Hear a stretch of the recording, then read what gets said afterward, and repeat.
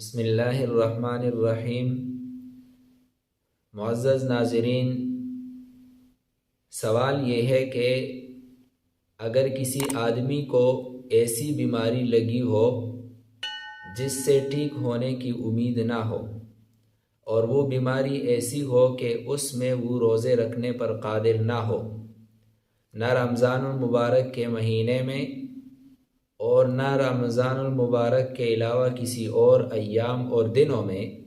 وہ روزہ رکھنے پر قادر نہ ہو، تو اس کے لیے روزے کا کیا حکم ہے؟ تو جواب یہ ہے کہ ایسا آدمی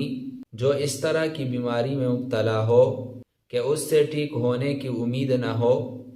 اور وہ روزے رکھنے پر قادر بھی نہ ہو،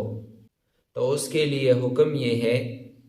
کہ وہ روزوں کے بجائے فدیہ ادا کرے، اور فدیے کی مقدار وہی ہے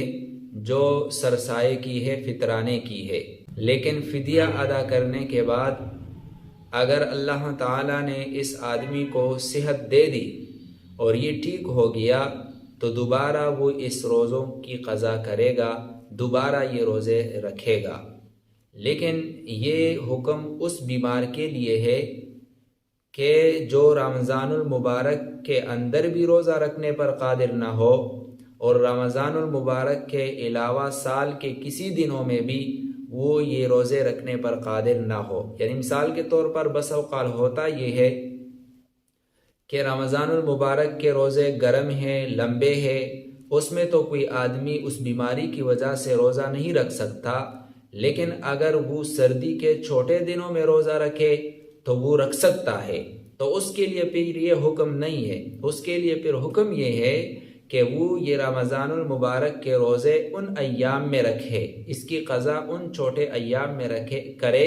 کہ جس میں وہ روزے رکھنے پر قادر ہے۔ فدیے کا حکم اس کے لیے ہے جو سال کے کسی بھی دنوں میں اس بیماری کی وجہ سے روزہ رکھنے پر قادر نہ ہو اور اس کو ٹھیک ہونے کی امید بھی نہ ہو۔